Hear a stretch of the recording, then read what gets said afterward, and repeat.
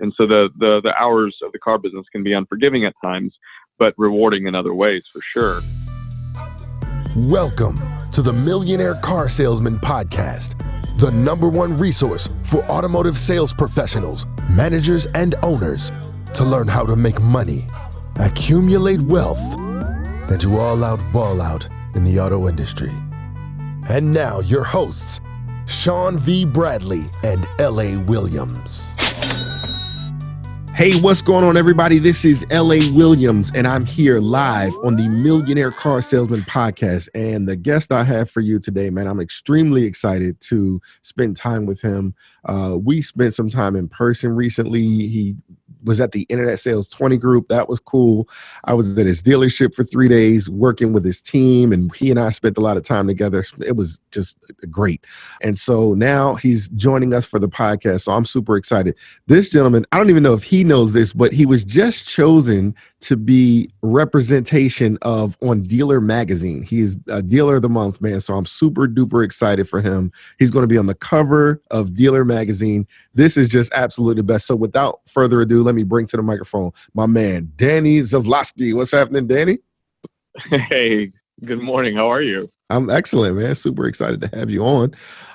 Man, so I know, like I said, we spent a lot of time, man, you know what's crazy? Let's have a conversation about this because we were actually on Facebook. A lot of people may have seen the video of us driving in the Vanderhall. Can you talk a little bit about that? Not us driving, you driving. It was me. Okay. You were driving, man. So Danny let me drive the Vanderhall. That was phenomenal. I don't know if we're supposed to tell this part of the story too, but he, had the Tesla that's, that drives itself. I had my hand on the steering wheel. It's all moving by itself. I'm like, this stuff is awesome. I can't wait for self-driving cars. I'm super excited for that. Yeah, it's coming. It's here, right? But it's just becoming more and more of our everyday life. 100%. All right, cool. So just talk to people about your story. I know you've been in the automotive industry since seems like forever. Tell the people how you got started, just your entire background. I know it's still unfolding, but let's talk about the beginning of it. Yeah. I appreciate you say it's still unfolding because that's absolutely the case. I'm a 35-year-old guy, but I started in the auto industry when I was 14. My dad is an immigrant. So is my mom, but they came over from Ukraine in 1979 and had a shoe repair business. He was a cobbler, and right up the street from his business was a small car dealership. And back then it used to be the old Merriam Gas building, but it was converted into 3 businesses, a small car lot, had about a dozen cars on it, auto repair facility, and a glass shop. And the small car lot was started by a guy named Josh. And one day my dad actually walked up the hill and started shopping for cars up there and ended up buying a car from Josh, but loved cars and said, "Hey, can I come up here and sell some cars for you?" And Josh said, "Sure." And so he came up there and started selling some cars. And they built a friendship and respect for each other and quickly figured out that selling cars wasn't necessarily the issue. It was buying cars. It was buying them right. It was buying the right inventory. And so my dad took some really cool steps to solve that problem. And from that, Country Hill Motors was really born. So you got started, you were 14. What did they have you doing at 14 years old? Everything. I was washing cars. I was vacuuming cars. I was moving around the lot. I learned to drive there. The back lot was a gravel lot, and so I learned to drive in an old Chevy Nova with no passenger door and no reverse, and was a stick shift. And so I'd drive in circles and then drive up on a hill, roll backwards, and go in another circle. And I think I pissed off the neighbors because I was constantly drumming up dust from the gravel lot. But right. I learned to drive back there. But my dad took me through the body shop and through service and quickly learned that I wasn't any good at either. But when I got over to the sales side, I really found my niche.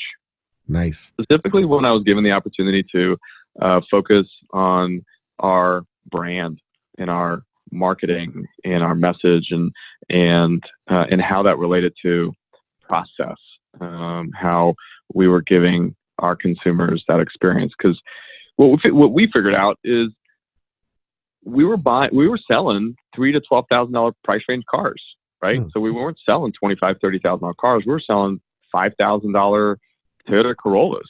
It was like one of our, bread and butter cars we were selling.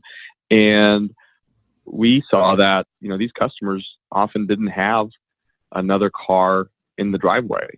So this car they were buying was really important to them. They were depending on it. And so we wanted to give them a $30,000 experience. Nice. And the way we did that was by making sure that we reconditioned the car properly, that we gave them a really good warranty, that we treated them with respect and kindness and integrity, because word of mouth was the way that we did advertising back then. Wow. That's some phenomenal stuff, man, because so many people don't realize that the car is not king, right? It's so much more than that. So that's beautiful stuff. So, all right. So you got into the sales aspect of it. So when you were like the car salesman, what did that mean for you? Because, most kids get a job, at McDonald's or something like that, or, selling candy at 14, 15 years old, but you were selling cars. So what did that do for you financially? Kind of, let's talk about your senior year. Maybe you're in high school. I don't know. Just give me a story like that. Yes. So, I worked part-time at the time because I was, in school and then coming over to the car lot to work. But when I started selling cars, it was really, full-time in the summers in high school and before I went off to college. Just to tell you, if it gives you any idea of how important the car business has been to me, I went off to college because I'm a son of immigrant parents and they really wanted to be a doctor. But I went off to college, to KU, got a human biology, minor in chemistry, but ended up, sticking with the family business because I loved it so much. And turns out I'm afraid of blood. How about that? They want you to be a doctor. Right. So came back to the car business, but, you only know what you know when you know it. And I had some really great mentors, other sales people that were dedicated to honing their craft, managers that were within our organization that took prospecting and referrals seriously and had a foundation, a desire to serve. And that really left a mark on me because I try to show up with integrity in all ways, and you can't fake that. And I saw the people that came and went that maybe didn't have the integrity that I aspired to have. And so I saw what other people did and picked up on the things that I wanted to embody and then continue to insert those in my process. And at some point, Josh, my dad's business partner, called it the Danny Factory because, customers would walk in and they would go through the Danny Factory because I kept adding process to my own assembly line, right? I knew the objections that the customers would have. And so I inserted answers throughout my process with them of where did the car come from? What did we do to the car?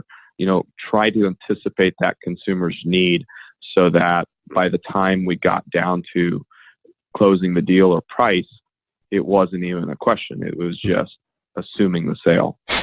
Yeah. And it's so interesting you say that because when we were at the dealership, we were doing some role plays and kind of just talking a little bit about some of that. And now that you say what you're saying, I hear those exact objections being overcome in just your plain conversation, right? So just talking about how, how long you might have had the car and, where it came from and different things that you did to it. It just comes out in plain conversation. So I think that's pretty powerful. So tell us about, because obviously we're talking to the millionaire car salesman listeners and they want to know, what was that like for you from a financial standpoint? Of course, in order to make money, I always say that, dollars are certificates of servitude, right? The more dollars you have, it's probably because you served lots of people. If you don't have them, it's probably because you're not serving anybody. And so, so talk about, the financial aspect. What was that like for you? Because I don't know if you came from like where it's extreme wealth already from the very beginning, like you never knew what it was like to kind of struggle, or tell us a little bit about that. Yeah. So two things. Let me preface this. I like what you said about certificates.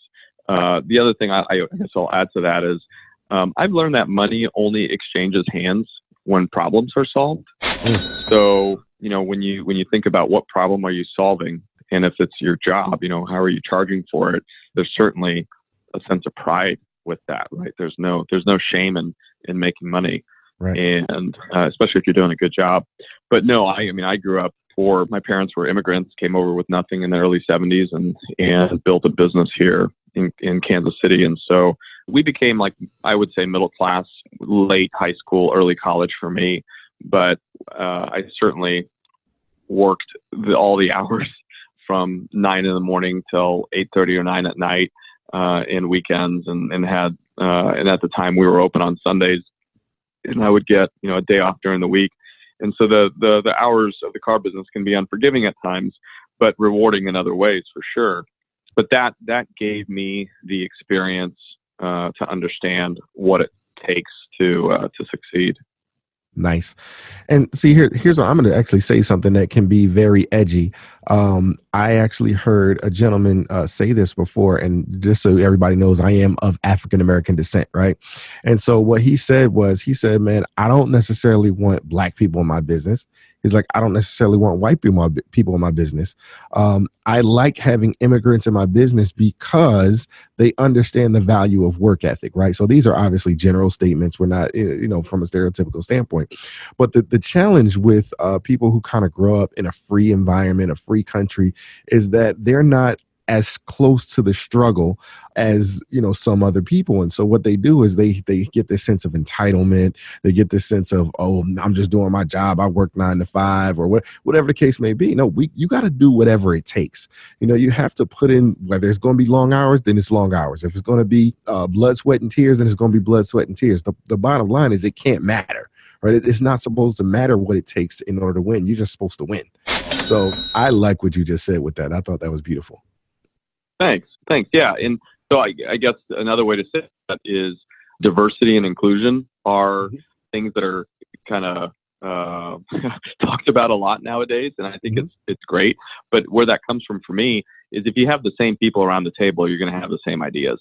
And so you've got to get different people around the table. And I agree with you. I think it can be said that people that are born in this country and grow up in this country see opportunity all around them and aren't as willing or able to grab onto that opportunity like immigrants are when they come in here and all of a sudden see the opportunity that they didn't have before and grab on and don't let go and work really hard to achieve it.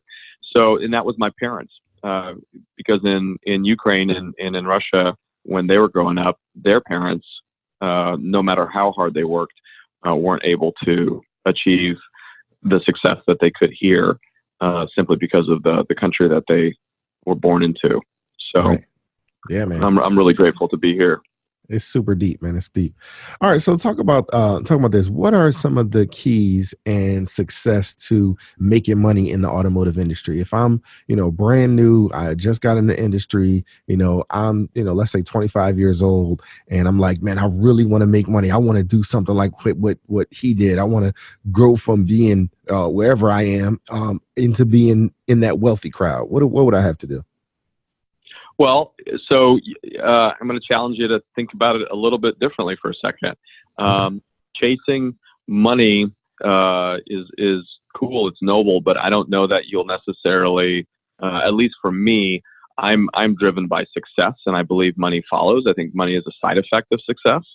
And some of the language I'm going to share with you, I've picked up along the way that matches with how I feel. Just know I haven't always had the language, right, to be able to describe this. But one I will tell you is I think different is better than better. You can chase better your whole life, but I think different is better than better. And so don't be afraid to be different. Don't be afraid to be different in the way you market yourself, in the way you brand yourself, in the way that you stand out, in the way your business stands out. I mean, we were a $3,000 to $12,000 price range car dealership for 20 plus years, and that made us stand out. So we didn't have to compete with the CarMaxes of the world and their cars. We took pictures with a guy standing in front of our cars and waving, so that in Auto Trader magazine at the time, you would see us on every page, and people started imitating us. And right, imitation is the highest form of flattery.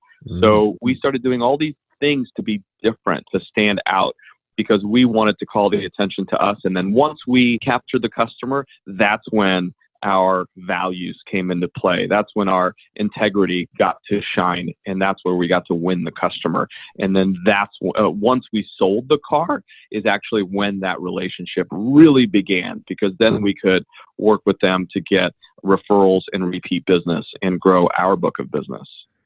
Man, I love that. That's going to get the cha-ching sound, because different is better than better. And then I like what you added to that, because people, let's not think that, different for the sake of different is better than better. No, different for the sake of being authentic is what's better than better, right? So there's a gentleman who sold cars. He did a walk around of his own vehicle, or it was his old, beat up 94 truck or something like that. And he's like, yeah, man, you got to have the rips in the seats. I mean, that it sold me. I wanted an old truck because he was selling, it was him, his personality. And that's what I absolutely love. So that is beautiful stuff.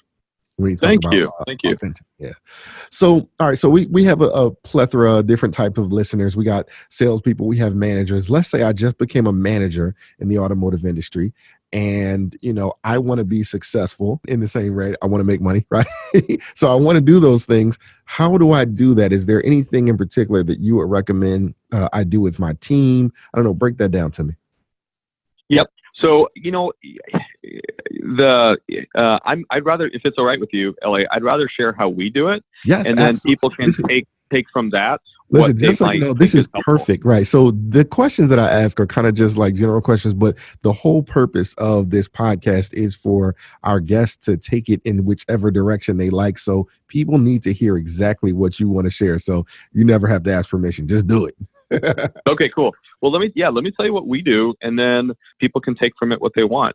So if we look at it as a house, right, and at the bottom of that house is the foundation. The foundation is our values. And so our values are, and we've had to define these, invest in our team. And so what does that mean?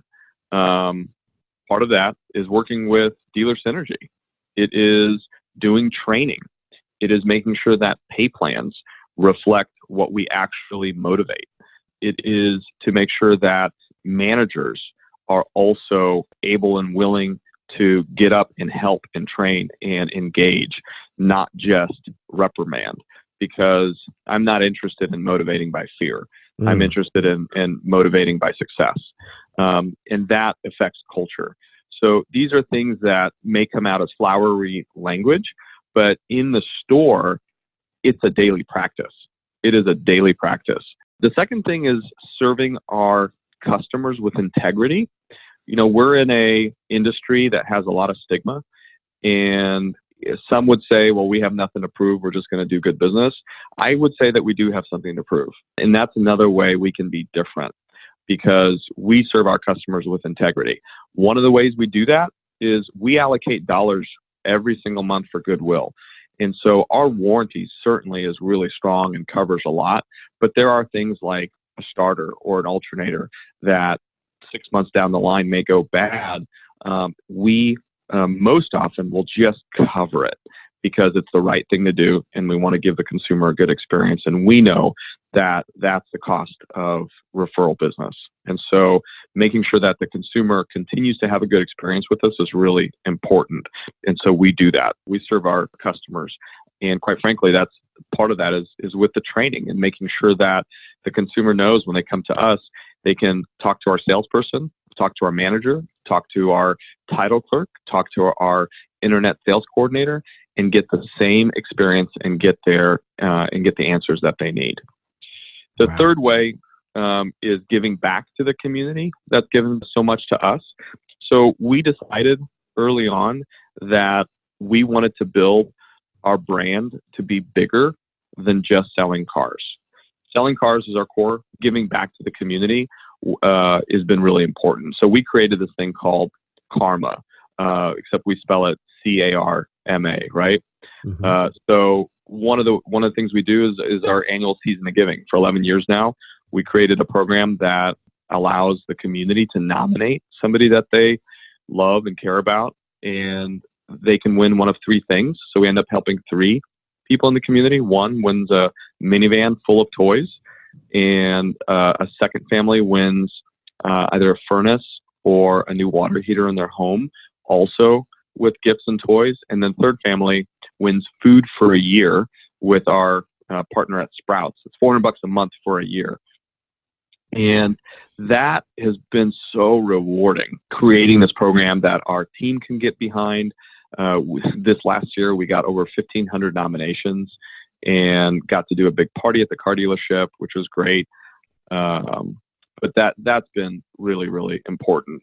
Actually, last night, the other thing we do is we're endorsed by Dave Ramsey, and we teach Financial Peace University at our class. And just last night, we graduated another class. And so I was there for the graduation party.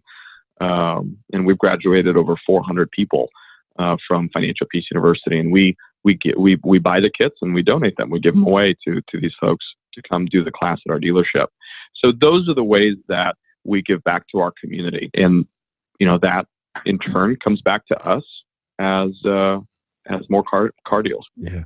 That's amazing stuff, man. So let me tell you, because, I talk to a lot of dealer principals, a lot of GMs, and some of the stuff that you just named is just totally not even on their radar, and even if someone puts on their radar, meaning that they listen to a podcast like this and they hear someone like you share what they share, they're like, oh my gosh, how do I get something like that going? How in the world did you create partnerships with, the Dave Ramseys of the world and the Sprouts of the world? I mean, how does something like that even begin to happen?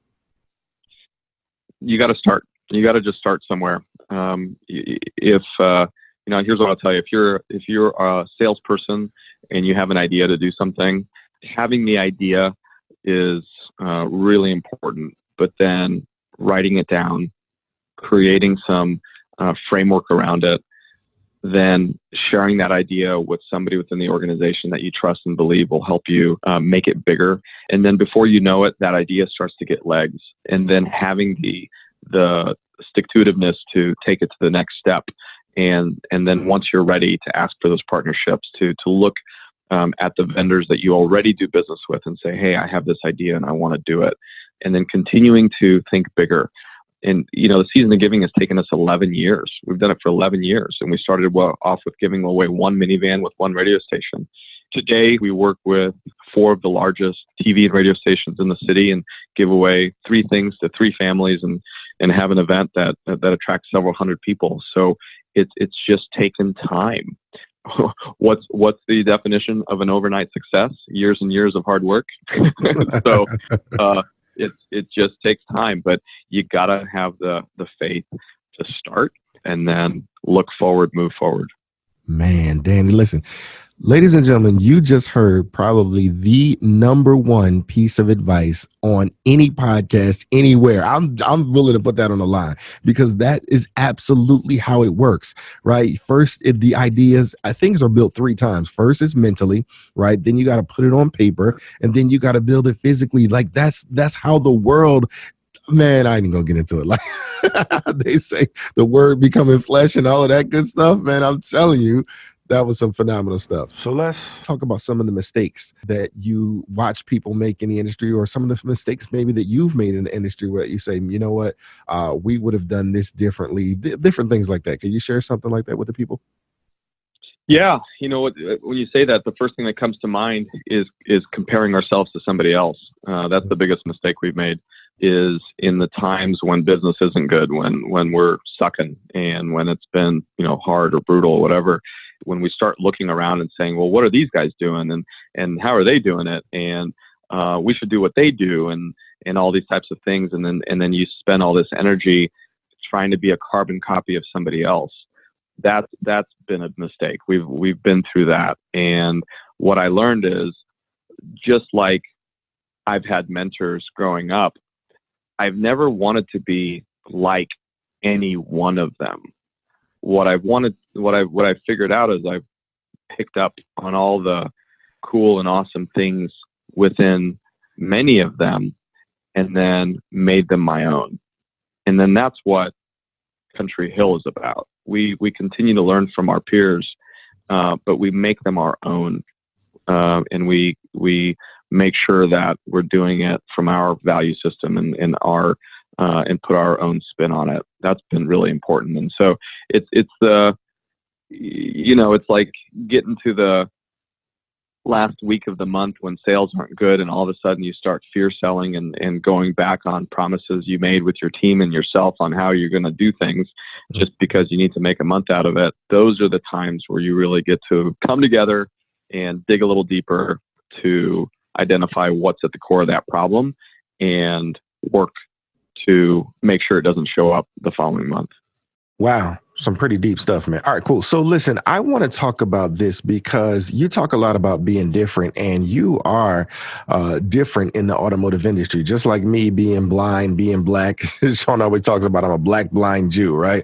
So being different in the industry, I would have asked this question whether we were 60, 70 years ago, being in the 50s and 60s, what was that like being black, in the industry? Has that affected you? So I want to ask you, Danny, has being gay affected you in the industry? Has it helped you? Has it hurt you?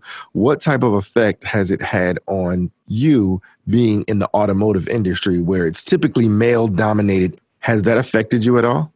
Oh, yeah, totally. So, yeah, I mean, it's absolutely affected me. This is an area where I would say I'm very lucky because I have parents who really embrace me and want me to be authentic. I can absolutely tell you without a doubt that me being gay is not my choice. It's just who I am, no different than you being right. African American. So, but my parents have embraced that, and what it's done for me is allowed me to show up authentically. You don't just come out once. You come out every day in different ways.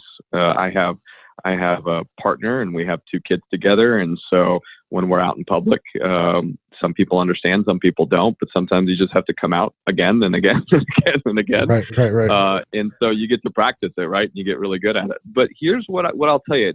The way it served me in business is it's given me this fearlessness to attack problems and attack opportunities that others may see as too hard or too complicated or whatever the excuse they might have. Not me, though, because I want to make sure that I get out there and give it my all. Wow, that's good stuff, man. And here's what I'll say, because I just spent 3 days at your dealership a couple months ago, and some people know that I was just promoted to be vice president of Dealer Synergy. And I know that it was supposed to be a training for your team, and I hope that I did that. But what people may not know, it was really a training for me. You know how good you go to these 3-day conferences and all of that different type of stuff? That happened just from the time that we spent. It just grew me as a man, right? Because it allowed me to get a lot closer to my heart self, how I spend time with my wife, how I pay attention to her, how I, just spend time with the team, how I, like you said, take on problems like fearlessness. Like, people thought that I was fearless before because I can do stuff being blind, but now I'm even less. I don't know what changed. I don't know what switch was flipped, but it was definitely a heart switch. I'm telling you, I felt the difference from spending that time with you, man. And so you made a tremendous difference in not only my life, but everyone who was around me.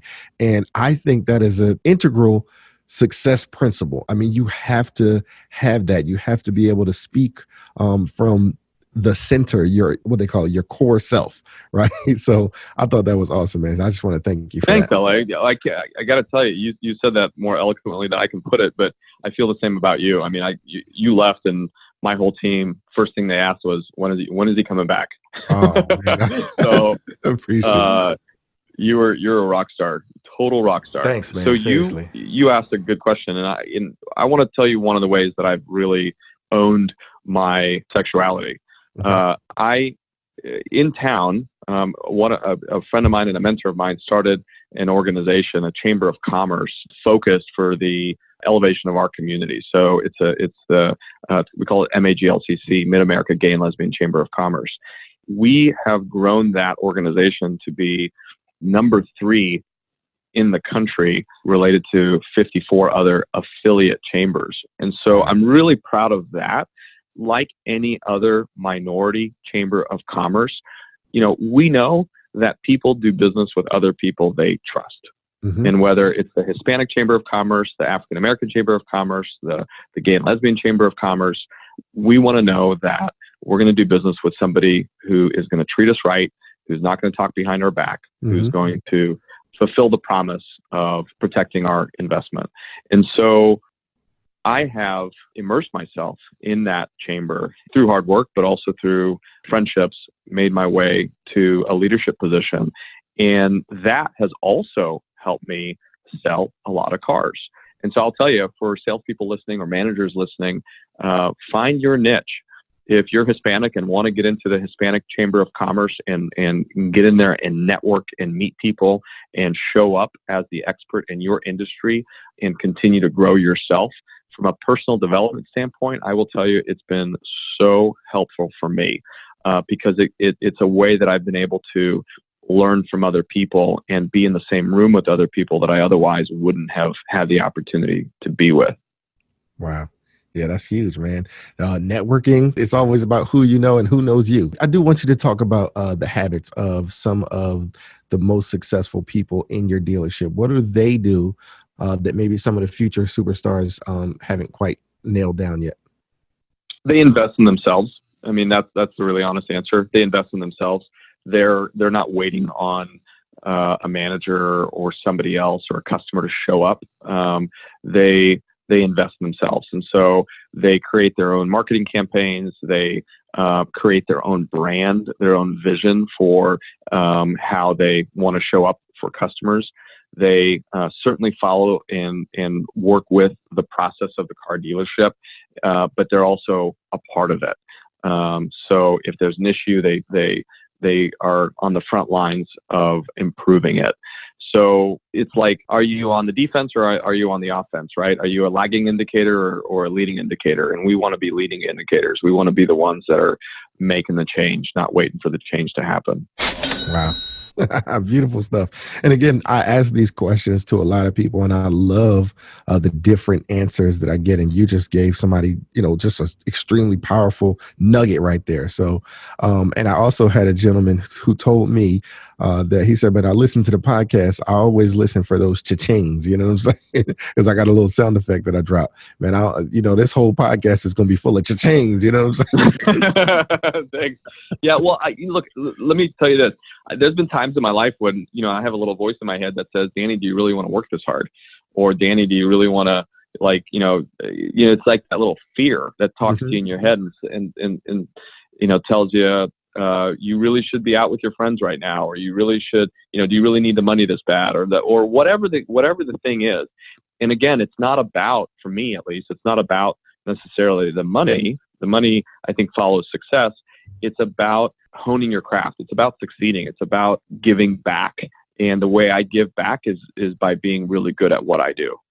Yeah, man, that's huge. And I love what you just said, because a lot of people don't know that our brain has a tendency it wants to keep us safe, right? And so change is new, change is different, it's outside of the quote unquote comfort zone. So, we've all heard seen the memes, and we heard the whole, success begins outside of your comfort zone, all that old stuff, right? But it's so true. It's just, you have to be willing to tell your brain, no, we're going to do something different. We're not going to continue to do, because you don't want the same circumstance, right? And so Sean says all the time, if you want the things that others won't have, you got to be willing to do the things that other people won't do. You got to be different. I love it. You got it. So cool, man. So you got a lot of wisdom, right? And this is, really powerful stuff. I don't know if this stuff you were just born with, or do you read a specific book? What books would you recommend our listeners to read in order to pick up some stuff like what you just shared? I think it's based on personal preference, but I really like Brene Brown. She takes, the big questions in life, and she puts them into a way that I understand. Mm-hmm. So I really appreciate that. Right now, I'm reading a book, and I want to tell you the name of it, but I don't remember. I have to go get it. I mean, I'll just run upstairs and look. Hold on. I think I know it. I just don't want to botch it. Hold on. It's all good. See, this is the authentic stuff we need on the podcast. Hold on, let me run upstairs and get it. Yeah, right.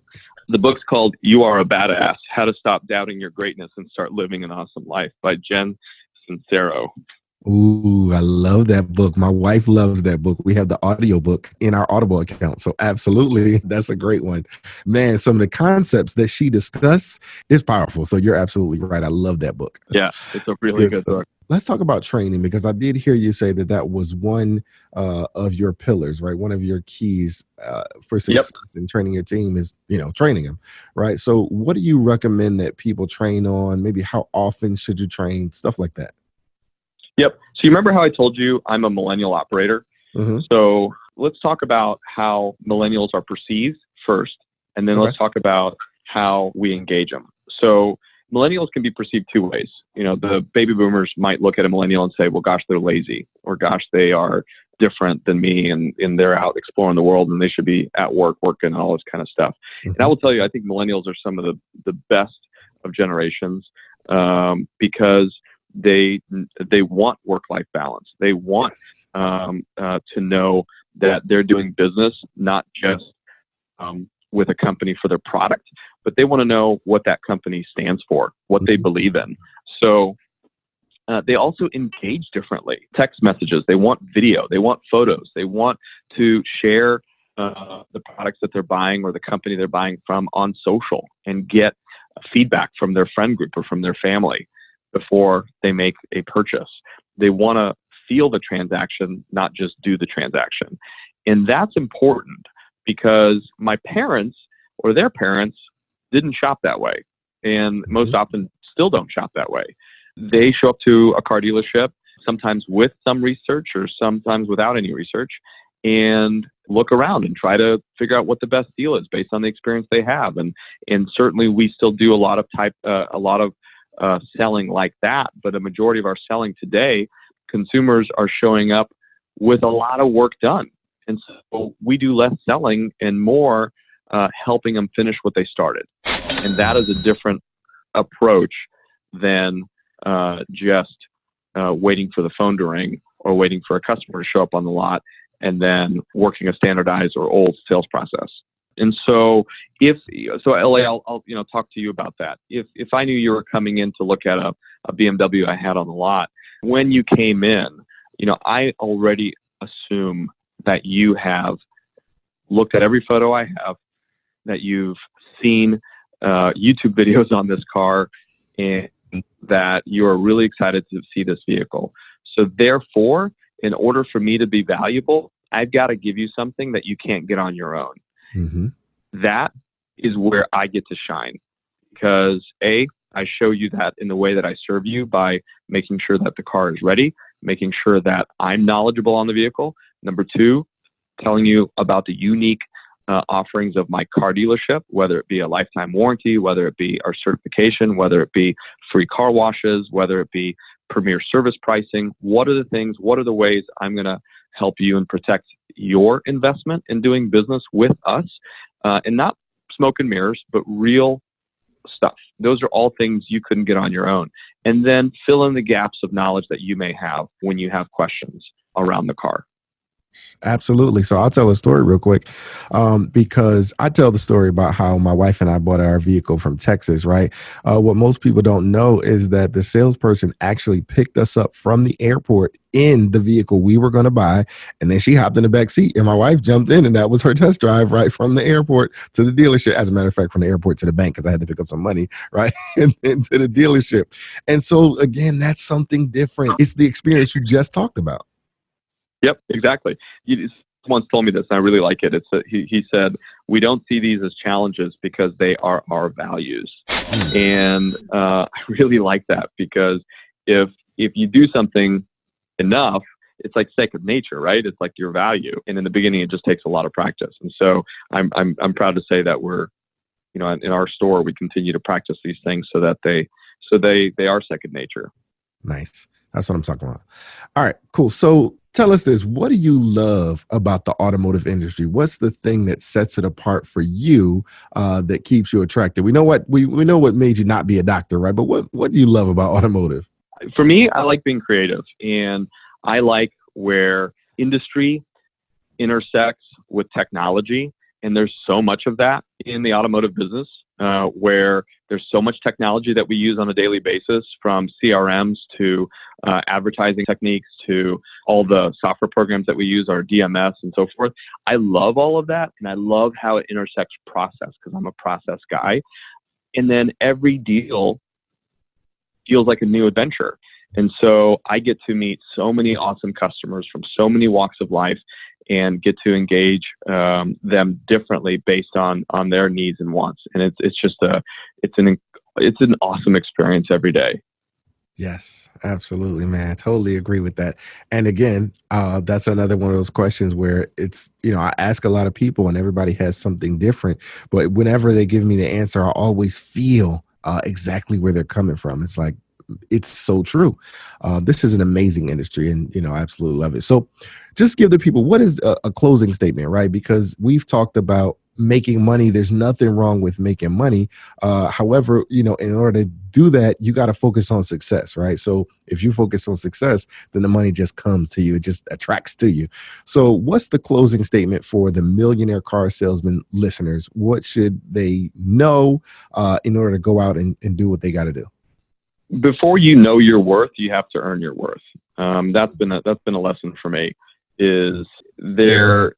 I've certainly met a bunch of people who may consider themselves influencers on social media, but when you meet them in person, there's not a whole lot of depth, and that's because they just haven't lived enough life to experience all the things that it takes to really walk the walk.